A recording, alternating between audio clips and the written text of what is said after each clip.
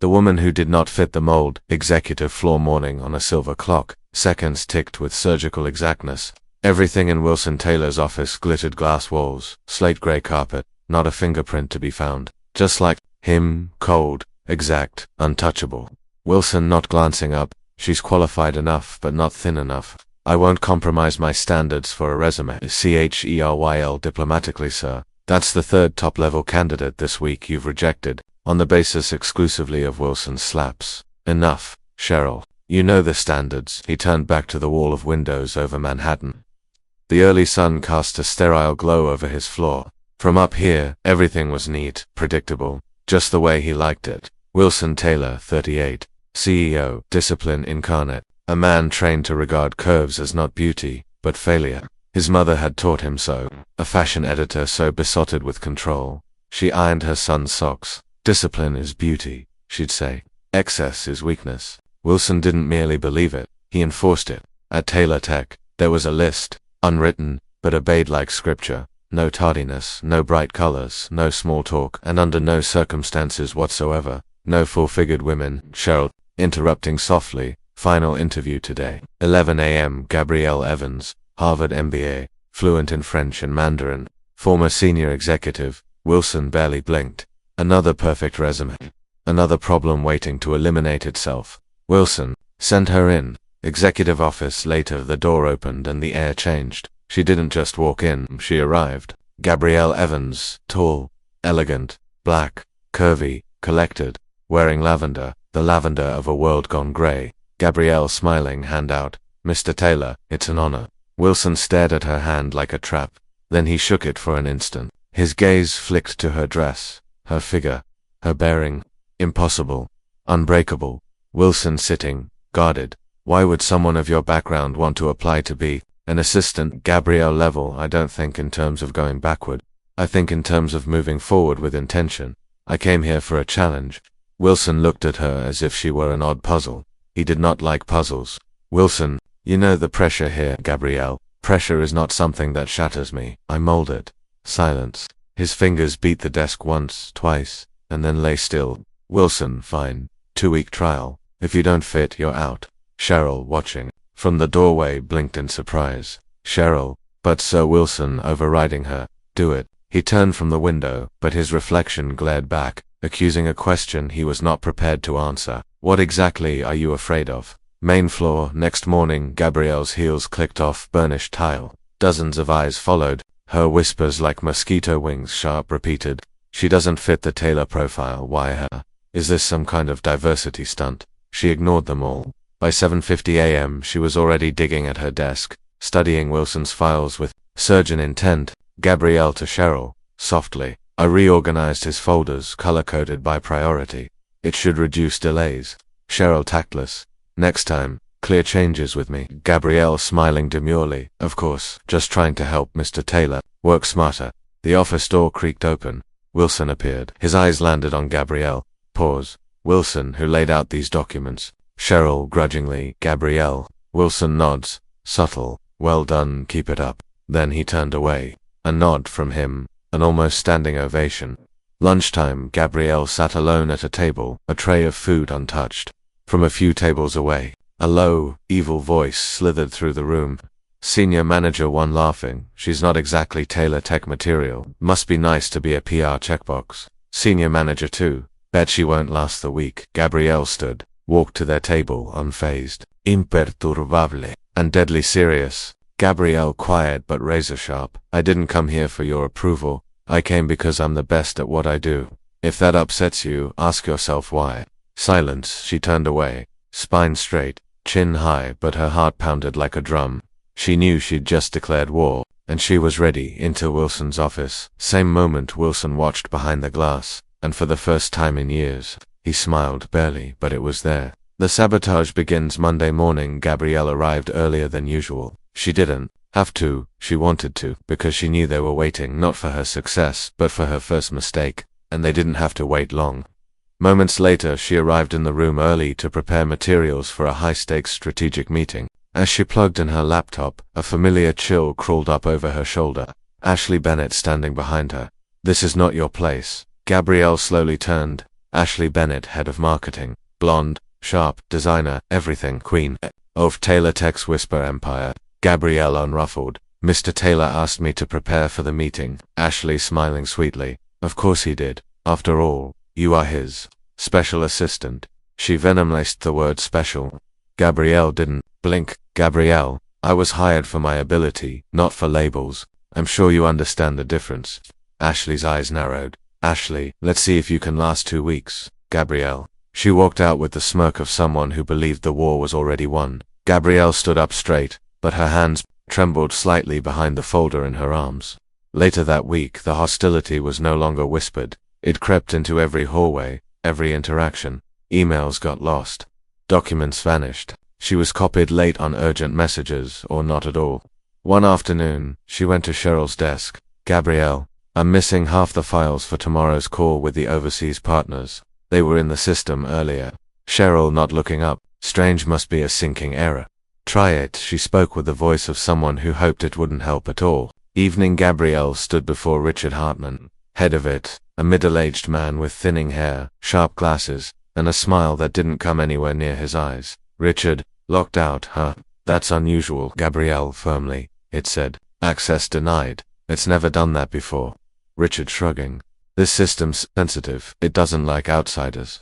Gabrielle's jaw was clenched. Gabrielle, if someone is deliberately blocking my access, I will make this official. Richard smirking. I'll look into it. She turned to exit, then paused. Just around the corner, she heard whispers.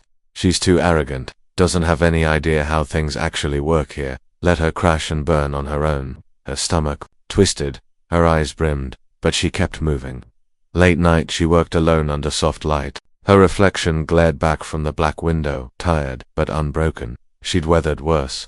And she knew something now. It wasn't about a job. It was about who gets to belong. Same night, Wilson stood behind glass. Watching, he saw the files. The whispering, the locked systems. He saw how she swallowed her anger and replaced it with poise. But what struck him most? He felt protective. He, Wilson Taylor, CEO, Ironworld, emotionally armored, wanted to protect her from them, from his own rules. He whispered to no one, she's still standing. Next morning, Gabrielle came in to make tea. A familiar scent met her, peppermint. Her eyes widened. Wilson's peppermint stash. She blinked, confused. Had someone restocked it? She didn't know. Wilson had noticed. She had a headache 2 days ago. He remembered the tea his grandmother made when he got migraines. He didn't say anything. He just made sure it was there. Same time inside, Cheryl ran into Ashley and Richard. The air was electric. Ashley bitter. She's winning him over. He smiled at her yesterday. Richard, and she's way too guarded. No errors, no condescension, she's strategic. Cheryl, then we'll provide her with an error. Silence. They all understood what that meant. CHERYL calculated. We introduce the mistake. Make it appear as though it was hers. And when Wilson discovers it, she's out. They nodded. Gabrielle was too powerful to be beaten head-on, so they would attack. From the shadows. Friday night, she worked late once again, setting up materials for Monday's global partner meeting, the largest one so far. Just as she saved the final presentation, her screen flashed red once again. Access denied. User permission revoked. Her blood froze, Gabrielle whispering, no, not now. She grabbed for her phone. Outside, the lights blinked, and footsteps came closer. The office door creaked open. Wilson Taylor stood there, face unreadable. Wilson, still here. Gabrielle, unfazed. Yes. I was closing Monday's deck, but I've been shut out. He entered. Slowly. Wilson hushed. Do you feel? Singled out. Gabrielle hesitated, then nodded. Gabrielle, every day. But I didn't join up here to be popular. I joined up to be great. A beat. Wilson moved to her desk, picked up one of her printed pages. Flawless formatting. Immaculate logic. He regarded her for a long moment. Wilson, softly, then be great. And with that, he turned and left. But his mind was whirling, because he finally confessed something to himself. This wasn't about Gabrielle Evans, it was about the man he once was, and the one she was making him wear. The setup. Monday morning, Gabrielle's heart pounded under her blazer. Today was the global partner presentation, first time she'd pitched to international stakeholders, but everything was off. People were too reserved, too polite, too watchful, and Cheryl smiled too wide when she handed over the final deck. Later, Gabrielle stood in the boardroom, lights low, her deck on a large screen. Wilson sat silently at the head of the table, face expressionless. Stakeholders from Germany, Brazil, and the UK filled the Zoom grid. Gabrielle began the presentation with confidence, until German client interrupting. "Excuse me, this financial projection is incorrect." Gabrielle bristled. "Gabrielle, I don't understand. Those figures were vetted twice." Brazilian client, "We were told the Q for earnings margin was 22%. This says 9.4%. Whispers made the rounds of the table. Gabrielle shot a look at Cheryl, sitting in the back row. Cheryl raised her brows in innocence. CHERYL whispering, "I sent you the final deck. Are you saying you didn't proof it?" The room was silent. Gabrielle looked at Wilson, his face impassive, her stomach dropped. She'd been set up. Hours later she sat alone, door closed, her laptop dark, her breath heavy. Her phone buzzed with messages she didn't want to read. What a disaster. That's what happens when you promote too fast. She's out of her depth. Then a knock. Wilson from the other side opened the door. Gabrielle hesitated, then slowly got up and opened it. Wilson entered. "Wilson, they want you off the account." "Gabrielle, I didn't make that mistake." "Wilson, can you prove it?" Gabrielle stared at him, not as her boss, but as someone who should have known. "Gabrielle, I sent the right deck to Cheryl. On Friday at 8:42 p.m. I have the email chain. Time-stamped. Untouched." Wilson glared. "Wilson, send it to me now." Later Cheryl, Ashley, and Richard huddled on the floor, celebrating. Ashley grinning. "It's only a matter of time. Richard Wilson won't risk his company over one assistant." The door burst open. Wilson walked in, calm, cold, deadly. He slapped a folder on the glass table. Wilson explained this. Cheryl peeked. Inside, her face went white. Cheryl, defensive. "She sent it too late. I didn't catch it in time." Wilson flat. "You replied to the email at 8:45, with a thumbs up emoji." Silence. Ashley squirmed uncomfortably. Richard discovered something interesting in his coffee. "Wilson, you altered client-facing data on a high-stakes call. You sabotaged a trusted team member, and you lied about it." "Cheryl, she's manipulating you, Wilson. You're fired. Effective immediately." Cheryl got up, stunned. Wilson to Ashley, "If you stay in this room 1 second longer, I'll think you co-signed it." Ashley fled. Wilson didn't even look at Richard. That night, Gabrielle stood by herself, eyes on the skyline. She felt nothing, not victory, not relief, just exhausted. Wilson stood beside her quietly, not as a CEO, as a man who knew remorse. "Wilson, you should never have had to defend yourself." "Gabrielle, why did you believe me?" He paused. "Wilson, because I used to be the one getting women like you to fight back." Gabrielle spun around, shocked. "Wilson, softly, you made me think of someone that I buried a long time ago. My mother, brilliant, unapologetic, too black for the boardroom. They crushed her. A beat, Wilson. Not you, though." Gabrielle's voice broke. "Gabrielle, I'm tired, Wilson. I'm sick of entering rooms where I need to show that I'm one of them, simply because I don't sound dressed or look like they do." "Wilson, stop then, trying to belong." She blinked. Wilson firmly, "Begin claiming the room instead." And, for the first time in weeks, Gabrielle smiled. Next morning, a memo was issued. Effective immediately. Gabrielle Evans is promoted to Executive Strategy Advisor for Global Expansion. The office hummed. There were whispers, there were sneers, but there were mostly silent observers, because the woman they sought to bury had emerged with a seat at the table and her name on the plaque. She wasn't hired to smile lunchtime. Fancy restaurant patio Lagos, the lens sweeps over gleaming wineglasses, crisp white serviettes, and the hum of business lunch conversation. And then silence descends, glares, because she arrives. Dr. Lota Anin, tall, with sharp eyes behind clean gold-framed glasses, and a dark navy business suit fitted like armor. She isn't smiling. She doesn't need to. Narrator VO. She wasn't hired to woo anyone. She wasn't hired to be popular. She was hired to repair what centuries of weak men had broken, and some would rather she fail than succeed on her own terms. 3 weeks earlier, INT. Boardroom, Regional Bank HQ, Abuja. A dozen men, in kaftans and cufflinks, cluster around a glass table. Tensions. One vacant seat at the front. Then heels click. Dr. Lota enters. No fanfare, no hesitation. Just the frozen efficiency of a woman who received her doctorate when most of them were still trying to learn PowerPoint. Chairman clearing throat. "Gentlemen and lady, this is Dr. Lota Anin. She's our new Director of Risk Management." You could hear a pin drop. One man in the corner snorted loudly. Someone else whispered, "Quota system." Moments later she sits, opens nothing. all she requires already in her head. But she sees the files on the desk before her, all of them red tagged. Fraud, embezzlement, insider lending, ghost portfolios. A complete rot, all under their plush rugs. She grabs the first file, scans, writes one word, terminate. Same evening she walks alone to the car, steps echoing, a voice from the shadows. Voicemail, hope you're not here to make enemies. She turns, doesn't flinch. Lota, only if the friends are too expensive. The man steps forward, Obiora, head of treasury. His smile doesn't reach his eyes. Obiora, you'll learn some things here are handled quietly. Lota flat. I don't do quiet when public money is at risk. Narrator 5. Oh. She had been hired by the bank to clean up, but nobody cautioned her that the grime had teeth. Onto bank hallway. Next morning she enters. There are whispers. A single woman respectfully nods.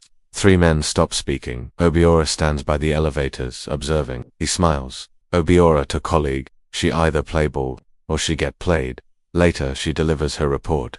Lota, there's 2.7 billion unaccounted for in the Oya microloan fund. Most recipients don't exist. Director Rasaki, that program was CSR. Who looks at CSR? Lota cutting. I do, particularly when CSR is also a cash-out channel. The room shifts uncomfortably. Chairman, Dr. Arnin, let's take this offline. Lota interrupting. No, let's take it seriously. Evening she kneels, alone, but not broken. Lota whispering, God give me steel in my spine, and fire in my eyes, because I know what they're about to do. She gets up. Next morning she gets a memo. Performance review requested. Barely a month in, she laughs, a slow, lethal kind of laugh. Later, she makes a call. The camera remains close on her lips. Lota, activate phase 1, full audit. Start with treasury. She hangs up, gapes at the door, because she knows they're coming for her. The boys' club hits back hallway day. Lota strides quickly past banks of glass-walled offices. The silence is altered today. Not respectful, not resentful, just calculated. Someone is plotting something. Same time a young female analyst, Ruth, retrieves a batch of printouts from the tray. She thumbs through them, stops, audit data, and at the bottom of the last page, Dr. Lota Arnin, target, neutralize. She comes to a standstill. Footsteps. She hastily stuffs the paper into her handbag. Later 2 men in suits move swiftly. One wipes his brow, sweating. Man 1, she's focused on treasury. We have to get rid of the memos 2019 to 2022. Man 2. Get rid of that's tampering. Man 1 cold. So is prison. Night. Lota continues. Working alone, a complete spreadsheet shining on her screen. A knock at the door. It is Ruth, the analyst. IUTH nervously. Ma, somebody printed this. I think you should see it. Lota scans the line. Her expression darkens.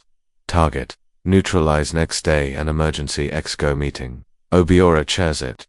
Obiora, we are concerned about Dr. Lota's approach. She is causing disruption. Morale is declining. Lota arrives uninvited. Lota, I overheard I was the subject.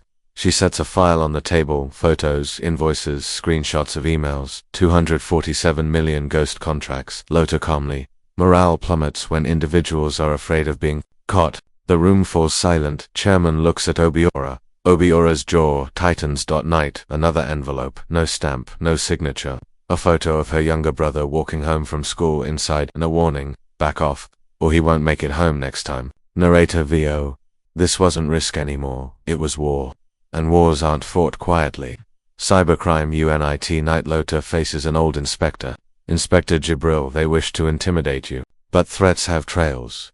She puts the envelope in his hands. Lota, locate the fingerprints. I want names. I need evidence. Jibril, you're sure? Once this begins, it won't end until someone drops. Lota deadly calm. Then they had better hope it is not me. Secret night access, a young computer staff. Daniel sneaks in under Lota's order. He inserts a device. Data downloads, internal chat logs, password protected accounts, slush funds. He sweats. The device lights up green. Done same night. She pours tea, looks at her phone. No reception. Lights flash. She goes to the window. Across the road, there is a car engine running. She doesn't bat an eyelid. She goes to her bookshelf, takes out a hard drive, backup, insurance, leverage. Next morning, everyone is on edge. She enters, surrounded by 2 plainclothes officers. Her eyes meet Obiora's. Lota, your office now. A few moments later, she lays a folder in front of him. Evidence of 4 shell companies, directly linked to his wife. Lota, You want to play dirty? I clean dirty too. Obiora's face goes pale. Obiora defensively, you think this frightens me? Lota, no. This convicts you. She starts to walk away. Lota. Not looking back. You'll resign before 4 p.m., or I'll send this to EFCC. Hours later, Obiora gets into his car. Text message from an unknown number. She's not your problem anymore, but she will be ours. The whistle doesn't blow without blood in it. Lota's apartment, 2 a.m. thunderstorm. A power surge darkens the building. Her phone vibrates. A signal jammer was disabled. One message is delivered. No sender. They're inside. She picks up her go bag, hard drive, passport, Glock 19. The door groans. Lota raises the gun. A shadow steps forward. It's Ruth, drenched, white, shaking. Ruth. They killed Daniel. Int. Morgue. Hours later, a corpse. Bruises all over it. Electric burn marks. Lota blanks out. Daniel, the only person to assist her in getting the data. Dead narrator VO. In wars like these, the innocent are the first to bleed, but sometimes, the blood stirs something which cannot be muffled. Flashback 11 years earlier, Lota, a recent law graduate at the time, is in court when her father, Justice Anin, is sentenced to jail for accepting bribes. He stares straight at her in court. Father, systems don't break. People break. She never went to see him again. Now she wonders, is he a villain? Or simply the first to be sacrificed? Secret safe room. Lota sits across from a stern older woman, Mrs. Iniola Adewale, retired EFCC legend. Iniola, this is more than a bank, Lota. This syndicate washes state money. Through charity fronts, political foundations, even churches. She pushes a tablet across photos. Obiora, the chairman, her old university mentor. Even her father, just released from prison with connections to the same network. Lota, no. My dad died in shame. He was not a part of this, Iniola, did he? Or was he just pretending to be ashamed for your protection? I end prison files. Archive. 3 days later, she uncovers her father's visitor records. One frequent name, Mrs. Iniola Adewale. Plot twist, her supporter, was never simply lurking. Night. Lota enters the newsroom. Ruth films on her phone, a USB drive in her hand. She stands in front of the anchor desk. Live, national.lota2 camera. This is not about a single bank. It's about a whole system designed to pay for silence and penalize honesty. Tonight, I shatter that silence. She inserts the USB screen split, spies hidden in boardroom deals, shell company names, bogus NGO website links to politicians, voice record of threats, and one last photo of her father, alive, in a recent hotel lobby. Narrator VO. The country didn't sleep that night, because one woman wouldn't. Next day, emergency hearings, arrests, outrage in the streets. Obiora is arrested. So is the bank chairman. Church accounts frozen. A whole senator's foundation outed. A week later, she goes back to work. No welcoming party, no applause, just silence. Respectful, timid. She opens her drawer. One picture inside. Her father smiling with a note. I did break, so you wouldn't have to. Her eyes water, but she stiffens her back. INT.